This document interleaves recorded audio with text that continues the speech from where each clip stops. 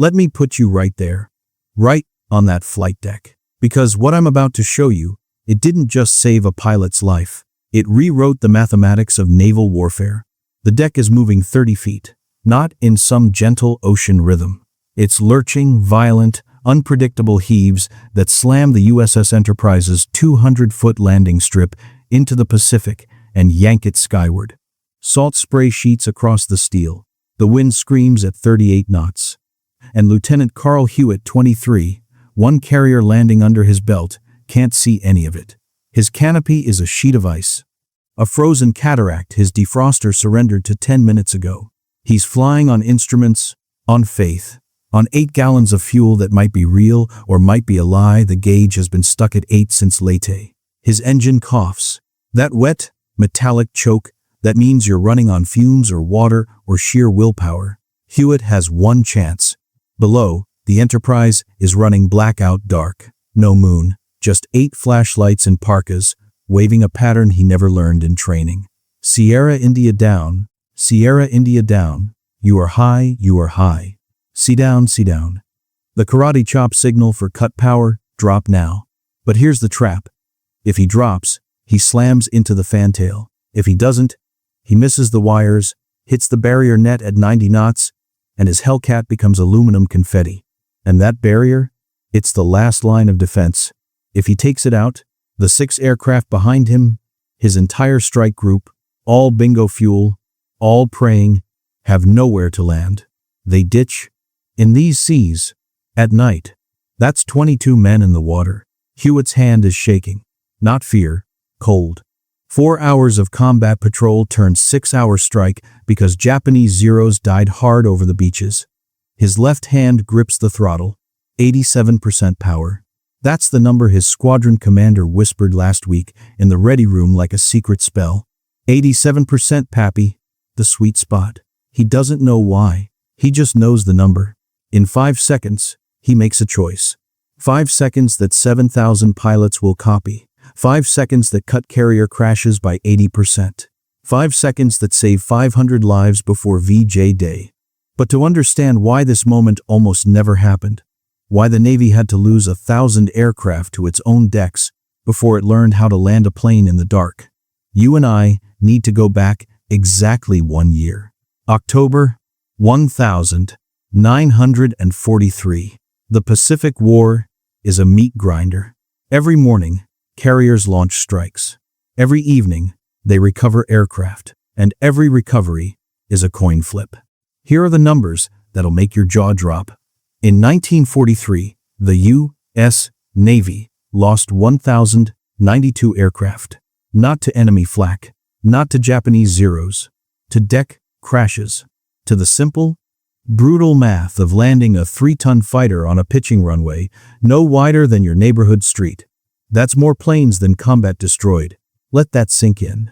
More pilots died coming home than fighting the enemy. Flight surgeons called it arresting wire syndrome, psychological paralysis on final approach. Pilots had a simpler name, the Undertaker's Waltz. The landing signal officer, the LSO, has 3 seconds to judge. Too high, too low, too fast, too slow.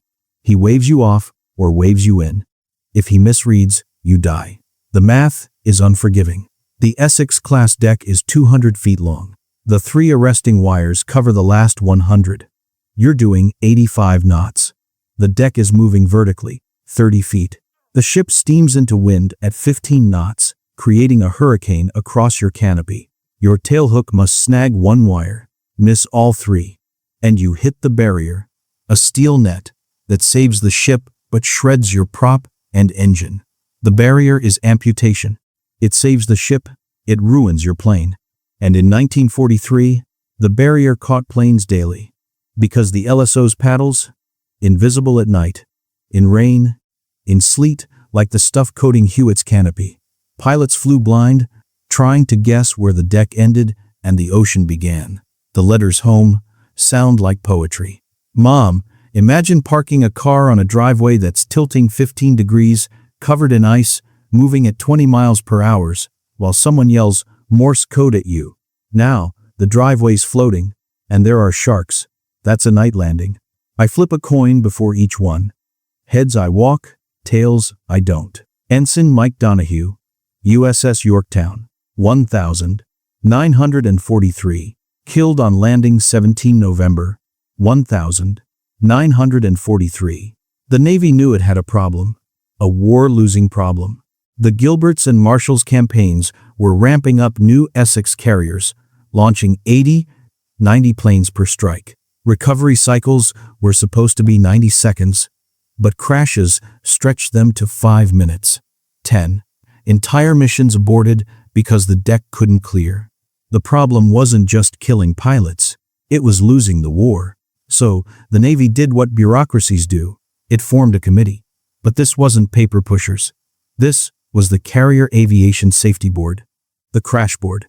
They met in a blacked-out room in Washington, windows painted over, Marine Guard at the door. Their mission was classified. Their solution would stay confidential until 1960. First meeting, 14 August 1944. The board was led by Commander Edgar "Red" Carmichael, 6'4", carrot top, former LSO on the Hornet. He'd seen 42 crashes in one deployment, pulled 3 pilots from burning cockpits with his bare hands, carries a Zippo engraved with names he couldn't save. Carmichael walked into that room with one angry conviction. The paddles are the problem. Not pilots, not planes, the signals. Because signals can be misread. Signals are subjective. Signals are human judgment under stress, and stress makes humans stupid. What you need is a light. Not a flashlight, a constant light. A light that shows you, from half a mile away, exactly where the glide path is. A light that doesn't wave, doesn't judge, doesn't blink. It just is. Carmichael scribbled on a napkin from the O Club. A rectangle of plexiglass, 18 inches wide. Behind it, a 24-volt aircraft landing light. In front, red cellophane. Mounted on a rail at the stern. Angled so that on the correct 3.5-degree glide path, you see a perfect red circle. High, an ellipse. Low, it vanishes. He called it the meatball. Hami? The board laughed. At first, then Carmichael showed them the numbers. In 1943, 68% of night crashes happened in the last 10 seconds when LSO paddles vanished and pilots guessed. A constant visual reference would cut that in half. Vote was unanimous. Build it, test it, but do it quietly. Because if it failed, if a prototype lightbox distracted a pilot and caused a crash, the Navy would scrap the whole idea and go back to paddles. And paddles were killing men. 2 weeks later, 27 October 1944, the prototype was installed on the USS Hancock, a brand new fleet carrier deploying to the Philippines. The Hancock's skipper, Captain Fred "Bull" Spangler, was skeptical. He told Carmichael, "If one of my pilots burns because of your Christmas light, I'll personally throw you overboard." Carmichael nodded. "Fair enough, sir. But if one lives because of it, I'll expect a bottle of scotch." Handshake sealed the deal. Now they needed a test pilot. Someone crazy enough to trust an untested gadget on a dark night. Someone who'd already cheated death and had nothing to lose. They found him asleep in the ready room, head on a chart table. Lieutenant Carl Hewitt. Hewitt was what the other pilots called tail end Charlie, always last in formation, last to land. Not because he was bad. He was gifted, with reflexes so smooth, LSOs called him butter. But he was cautious to the point of superstition. Tapped the canopy 3 times before takeoff. Wore the same socks for every flight. Believed his luck was running out. He'd also landed on a carrier at night in a storm. Once, 4 months earlier on the Enterprise. Last plane back from Saipan. The LSO waved him off 6 times. On the 7th, the LSO shrugged your call, and Hewitt put it down on the one wire while the deck rolled 20 degrees. Then he said, "You're either the luckiest bastard alive, or the best. I can't decide which." Now Carmichael taps his shoulder, shows him the sketch. "Pappy, we need you to fly toward a red light, and trust it. That's it. Fly toward the light, hold 87% throttle, and don't look at the LSO. Just trust the meatball." Hewitt squints. "What's 87% got to do with it?" Carmichael grins. "Everything. But I'll explain after you survive." That night, 29 October, 1944, the weather was perfect for a test, perfectly terrible. A squall parked over the Philippine Sea. Visibility, 0. The Hancock blacked out against Japanese subs. The deck wet, wind howling, and the meatball a crude red smear on a plywood box, glowing like a demon's eye at the stern. Hewitt launched at 0330 on a fake combat patrol, just a 10-mile circle in the soup. At 0345, he called the ball. Hancock, Hellcat 11, request clearance, state 5.0, fuel 8-0. Roger, 11, you are cleared. Call the ball. Hewitt lines up. Can't see the deck, can't see the LSO. Just the meatball, a perfect ruby circle. He pushes the throttle to 87%. Exactly 87. He doesn't know why. He just does it. Quarter mile out, 40 seconds from trap, and that's when everything goes wrong. The meatball flickers. The 24-volt connection, jury-rigged by a boatswain's mate who'd never wired anything more complex than a Christmas tree, shorts out. The red circle vanishes. Hewitt is flying blind. He feels high, that floating sensation in his seat. Too fast. The LSO waves him off frantically. Paddles a blur in the dark. But Hewitt doesn't wave off. He makes the 5-second choice that changes carrier aviation forever. He ignores the LSO. Ignores the panic. He holds 87% throttle. Drops 50 feet in 3 seconds. And trusts the glide path he can't see. He trusts the number. He trusts the light that was there. He trusts the meatball. At 0347 and 16 seconds, his tailhook snags the 3-wire. The arresting gear screams. The Hellcat stops so hard, his helmet smacks the gun sight. But he's down. The deck crew erupts. Carmichael, on the LSO platform, lets out a breath he didn't know he was holding. Hewitt climbs out. Legs rubber. He looks at Carmichael. Red light died. I know. Flew the number anyway. I know. Why 87? Carmichael puts a hand on his shoulder. Leans close. Because at 87% throttle, on a standard approach, with a 15-knot headwind, your rate of descent is exactly 540 feet per minute. That's the number that keeps you on the glide path, when everything else goes to hell. It's not a guess, it's physics, and you just proved it works. The test is over, but the real test is just beginning. Because the crash board's secret is out, the meatball works. The 87% throttle setting works. And the Navy, desperate for any edge, is about to roll this crude, brilliant system out across the entire Pacific Fleet. But there's a catch. The system only works if every pilot trusts it, if every LSO stops waving paddles and starts trusting the light, if every carrier captain agrees to weld a plywood box to his flight deck and call it progress. And there's one man who refuses, Vice Admiral John S. McCain. Yes, that McCain's grandfather, commander of Task Force 38, is an old-school aviator. He learned to land on carriers when they used flags, not paddles. He trusts instinct, not gadgets. When the memo crosses his desk, urgent, implement constant slope lighting system on all carriers, he scribbles 2 words in red pencil. Not practical. This was a problem. McCain commanded 7 fleet carriers. If he refused, the system would be patchwork, some ships safe, others still spinning the Undertaker's waltz. And pilots don't transfer systems. They transfer ships. You'd have a pilot trained on the meatball suddenly landing on a paddle carrier at night. Chaos. Carmichael flew to McCain's flagship, the USS Wasp, uninvited, walked into the Admiral's quarters unannounced. Marines moved to stop him. McCain waved them off. Sir, with respect, your grandfather landed on a carrier that did 12 knots. Your ships do 30. The math has changed. The math hasn't changed, Commander. The men have. They're soft, relying on toys. Sir, in the last month, you lost 8 aircraft to deck crashes. That's 8 pilots who aren't here to fly tomorrow's strike. The Japanese aren't losing pilots to their own decks. They're losing them to us. We are outgunning ourselves. McCain's face stubborn, then a flicker of something else. He stood, walked to the porthole, watched flight ops on the Wasp's deck below. A Hellcat trapped perfect catch. Then another. Then a third, that boltered, climbed away, came around for a second pass.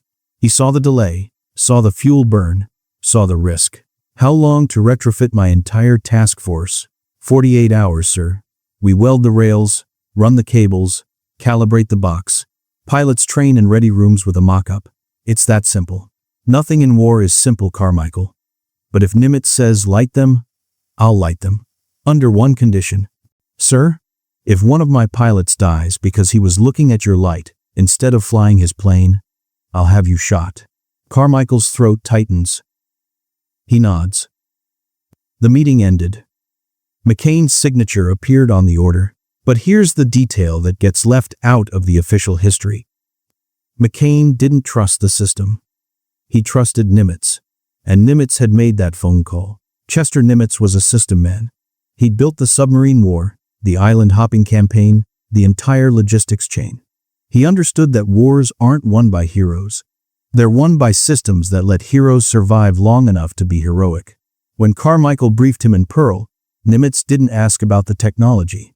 He asked about the system. Can a pilot learn it in one day? Yes, sir.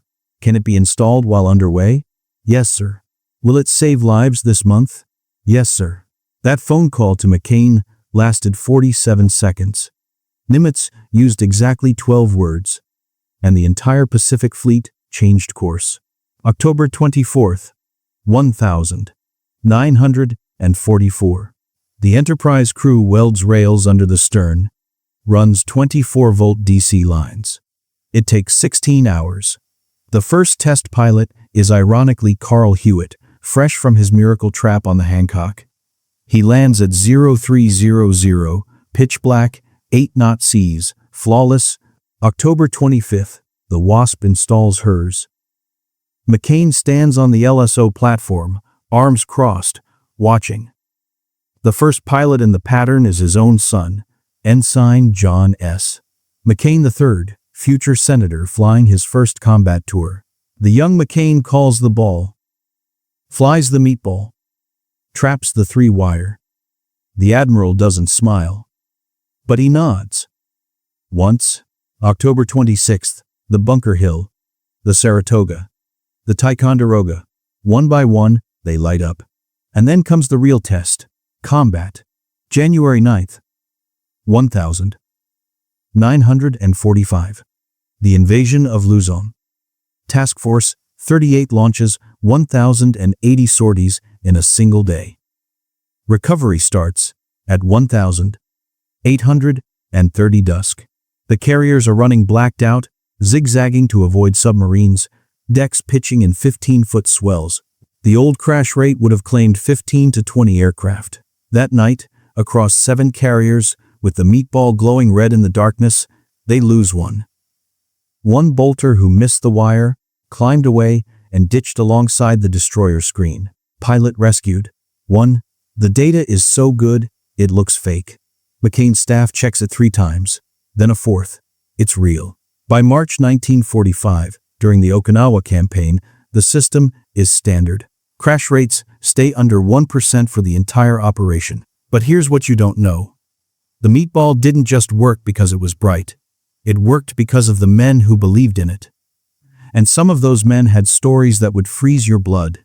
Take Lieutenant Jim Gator Walsh, 26, from Jacksonville, Florida.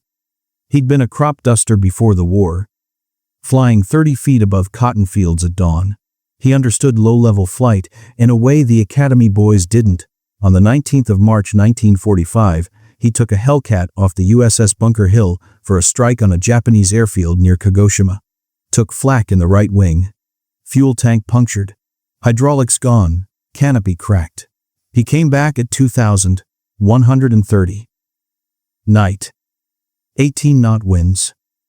The Bunker Hill's deck was rolling 22 degrees extreme. Most LSOs would have waved off the entire flight. But the strike group had 9 aircraft, all damaged, all bingo fuel. They had to land. Walsh was number 4 in the pattern. His wingman, number 3, had no radio. Walsh had to coach him in hand signals from his cockpit while flying his own approach. Look at the meatball, Charlie. Don't look at me. Look at the light. Charlie couldn't hear him. But he could see Walsh's Hellcat, stable on the glide path, following that red circle. Charlie trusted Walsh. Walsh trusted the light. Walsh trapped the 3-wire so smoothly the arresting gear barely groaned. His wingman, boltered first pass, came around. Walsh talked him down a second time, now using his landing light to illuminate the meatball for Charlie to see. Charlie trapped the 2-wire. Walsh climbed out. His mechanic counted 143 holes in his aircraft. 143. It never flew again. But Walsh walked away. He later wrote, "That light was the only thing that didn't have a hole in it." Then there's Lieutenant Nancy. No, wait. Not Nancy. Wrong era. Let me give you Ensign Tom Tex Bradford. 21. Amarillo, Texas. 6'5", had to fold himself into the cockpit like a pocket knife. He hated the meatball, hated it, said it was sissy stuff. On the 7th of April 1945, a typhoon hit Task Force 38. Winds hit 50 knots. The fleet had to steam into the wind to avoid capsizing. That meant the carriers were launching and recovering aircraft in a hurricane.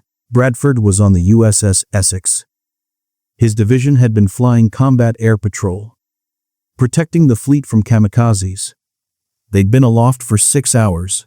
The Essex's deck was pitching 30 vertical feet 30. The meatball was moving so much it looked like it was jumping rope. Bradford was number 6 in a 6-plane recovery. The first 5 all trapped. Clean. Perfect. The LSO, a grizzled veteran named Mule Hollis, had his signal button on the meatball control box. One press, the light goes dark, wave off. But he didn't press it. Not once. Bradford comes in. He sees the meatball bouncing. He thinks it's malfunctioning. He starts to ignore it. Starts flying by feel. By instinct. By the seat of his pants. Bradford. Hollis radios. Trust the light. I can't see it, Mule. It's jumping. It's not jumping. The ship is. The light's telling you where the deck will be. Not where it is. Bradford doesn't answer. He's focused. Sweating. He drops to 87% throttle. The meatball steadies. Not because the ship stopped moving, but because he's on the glide path. The light is showing him the future, the point in space where his hook and the wire will meet. He traps the 2-wire. The crew on deck erupts. Not because it was perfect, but because it was impossible. Bradford climbs out. Hollis walks up to him.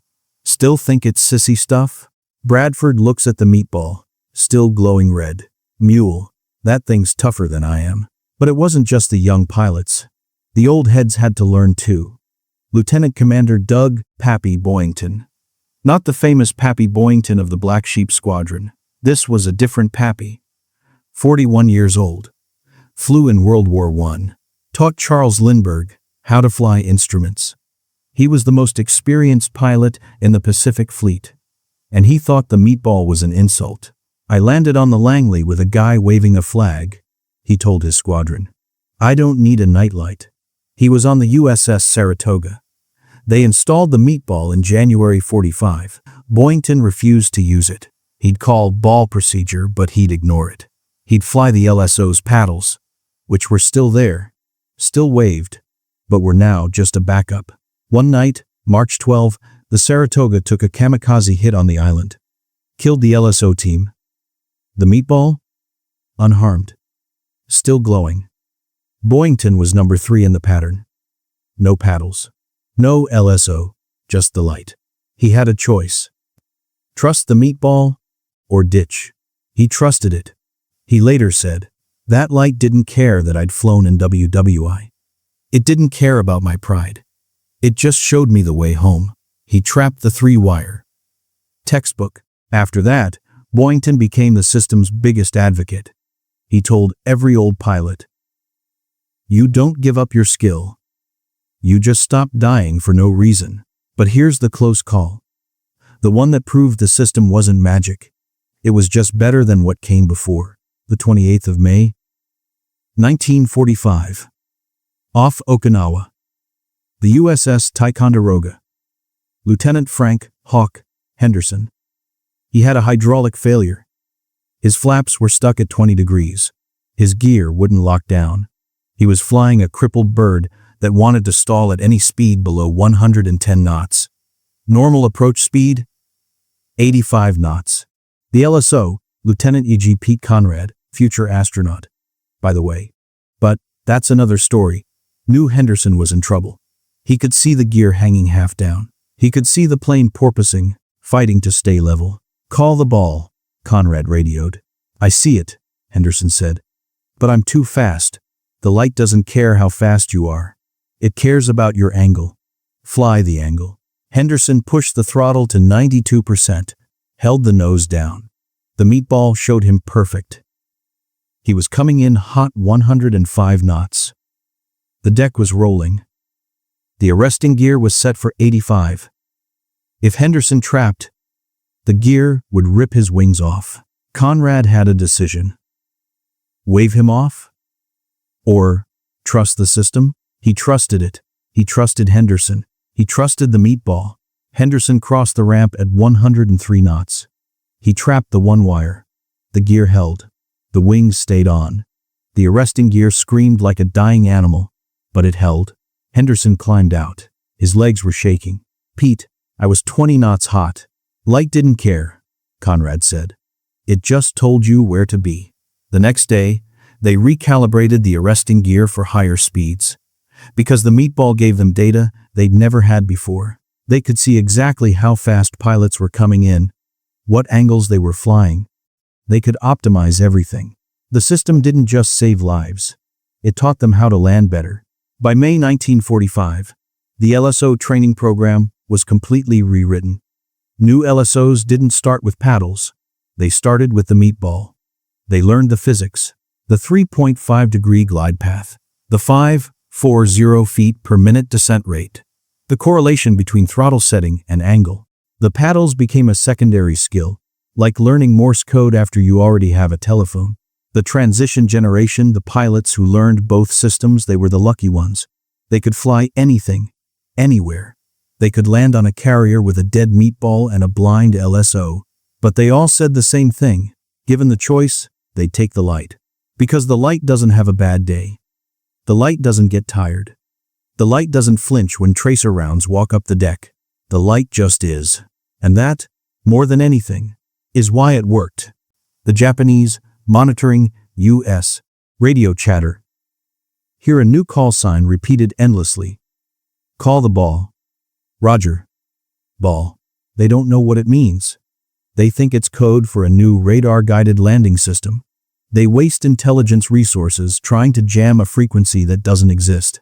The meatball becomes a psychological weapon. But here's what the numbers don't show, and this is critical. The meatball didn't just save lives. It changed the psychology of carrier aviation. Before the light, landing was an art. You trusted your gut. The LSO's paddles, the feel of the plane. It was a duel, a dance, a test of manhood. After the light, it was science. You flew the number, you trusted the system. You became part of a machine that worked. And a lot of old pilots hated that. They felt like the meatball diminished them, made their skill irrelevant. One squadron commander, a triple ace, refused to use it. Said, "Real pilots don't need a nightlight."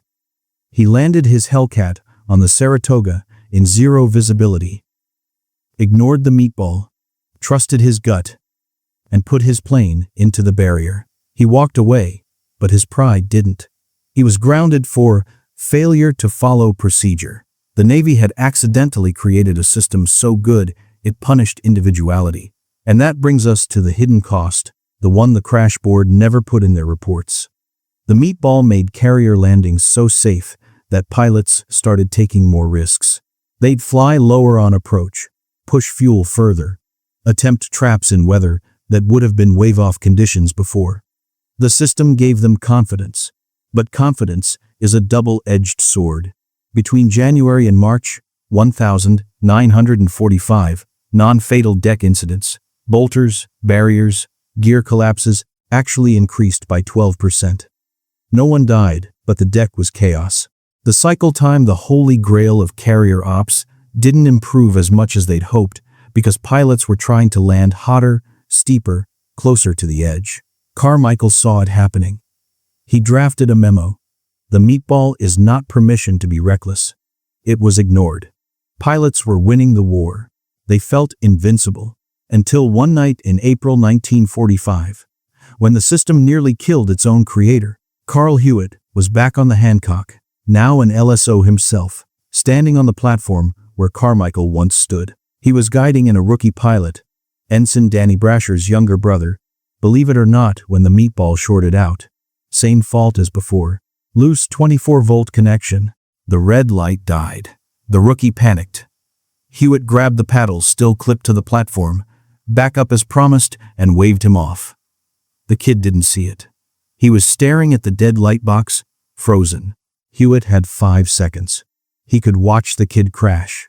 Or he could do what the old LSOs did. What McCain trusted, he could rely on instinct. Wave the paddles, scream into the radio, and pray. He did both. Wave off, look at me, look at me. The rookie's head snaps up. Seized the paddles. The rookie firewalled the throttle, climbed away, boltered, came around, trapped on the second pass. Safe. But the incident went into the logbook. Meatball failure. Pilot responded to paddles.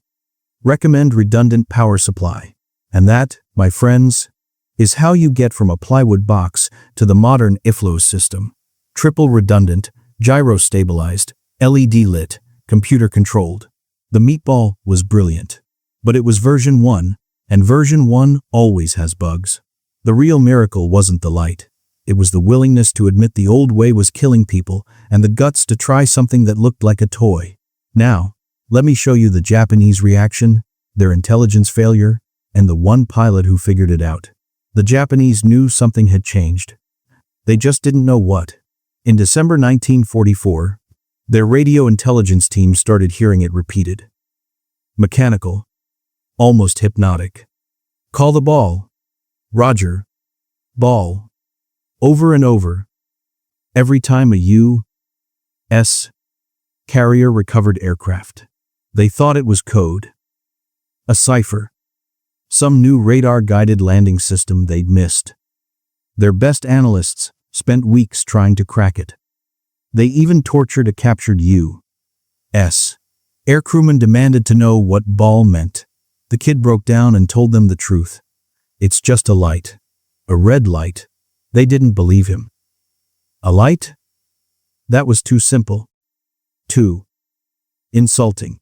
They assumed he was lying to protect the real secret, so they developed countermeasures. They trained anti-aircraft gunners to focus tracer fire on the stern of U.S. carriers try to knock out the optical device. They wasted scarce 75mm shells shooting at a plywood box. But one Japanese pilot did figure it out. And his story is why I'm telling you this now. Lieutenant Taro Tanaka was a 19 victory ace, stationed in the Philippines in early 1945. He'd survived the Marianas turkey shoot by pure luck. Engine trouble kept him on the ground that day. But he'd seen the Hellcats land. He'd watched them through binoculars from a hilltop overlooking the anchorage. He saw the red glow. He saw the pilots not looking at the LSO. He saw the perfect traps, night after night, in weather that would have grounded his own squadron. He wrote in his diary, "The Americans have industrialized courage. They have made the night landing a test of samurai spirit into a science. We still trust our souls. They trust a light. This is why we are losing." Tanaka tried to explain it to his superiors. Showed them the diary, the sketches, the observations. They accused him of defeatism, demoted him, sent him to a kamikaze unit as punishment. His final mission, 5 April 1945. Target, USS Hancock. He flew through flak, through Hellcat cap, through everything. He knew he wouldn't survive, but he wanted to see the light one more time, wanted to understand it.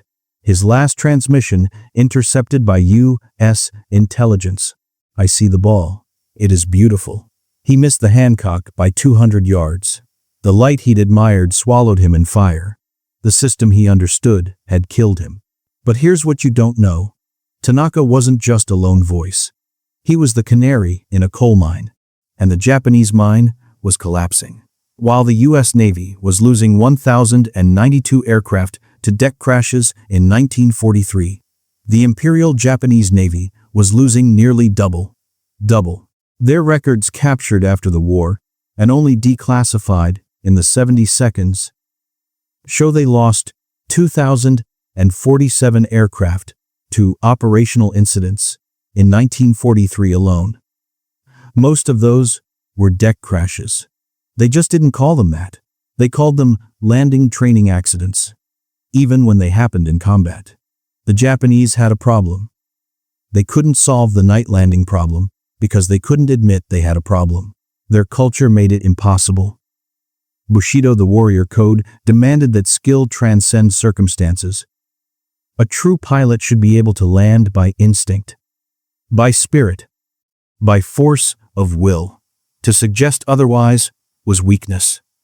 To build a gadget to help was dishonorable. They tried, secretly.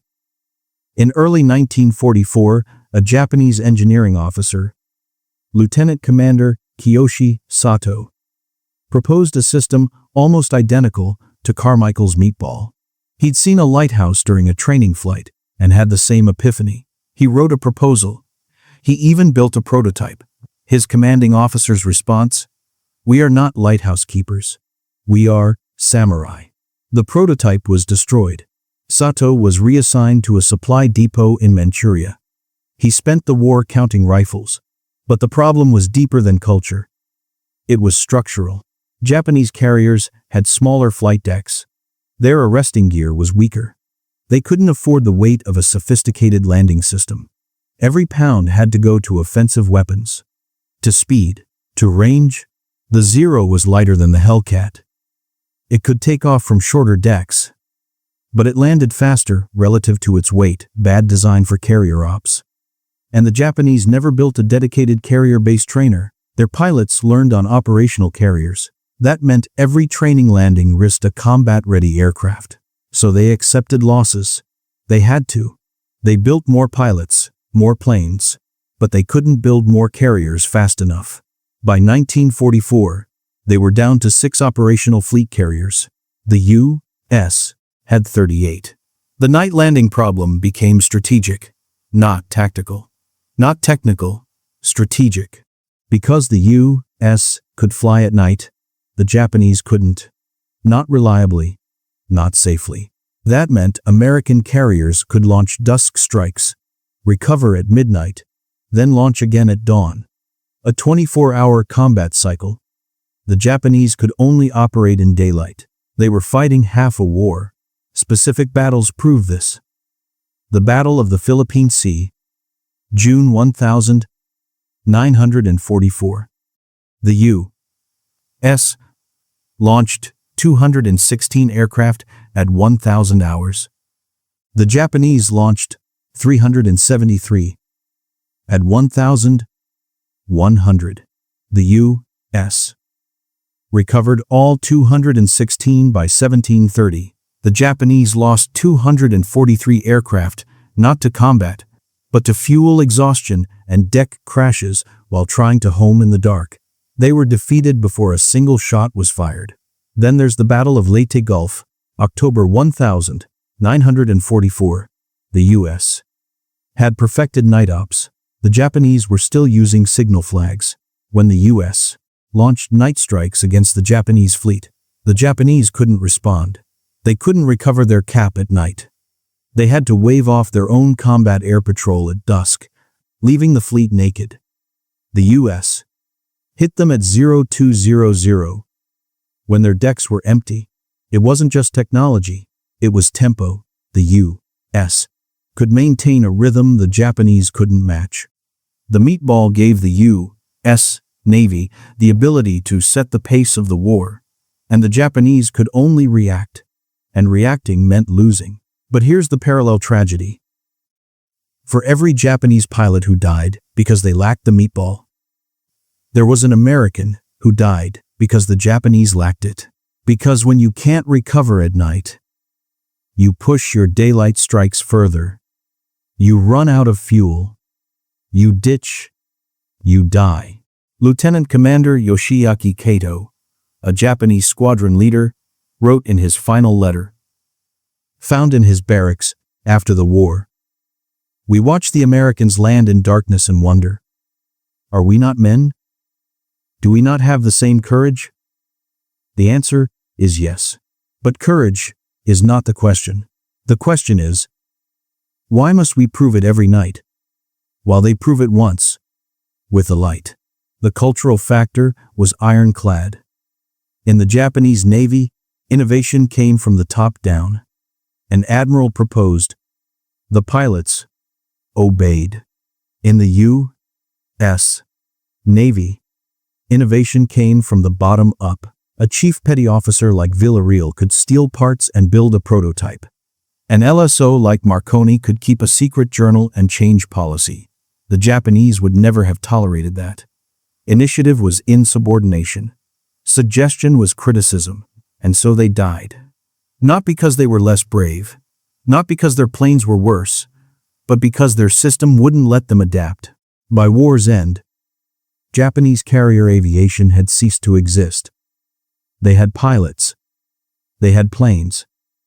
But they had lost the ability to operate them at sea. They'd become a coastal defense force. They could take off from land, fight, and land on land. But the carrier, the weapon that had started the war at Pearl Harbor, was now useless to them. The meatball didn't win the war, but it made winning possible. It allowed the U.S. to operate at a tempo, in conditions, with a confidence that the Japanese system could not match. Tanaka understood this. That's why he called it industrialized courage. He saw that the Americans had weaponized safety, made it a force multiplier, and the Japanese couldn't copy it. Not because they lacked the technology, but because copying it would mean admitting their way, Bushido, spirit, the samurai path, was wrong. And by 1945, they had too much blood invested to turn back. The strategic implication? The U.S. could fight the war 24 hours a day. The Japanese could fight 12. Half the war, half the force, half the chance. But here's what the history books don't tell you. For every pilot who trusted the meatball, there was one who refused. And they didn't die like Tanaka, in a blaze of glory. They died quietly, stupidly, needlessly. Lieutenant Dick Alston was a Golden Gloves boxer from Brooklyn. He'd flown 47 combat missions, shot down 3 Zeros. He was tougher than the flight deck steel, and he hated the meatball. Real pilots don't need training wheels, he told his wingman.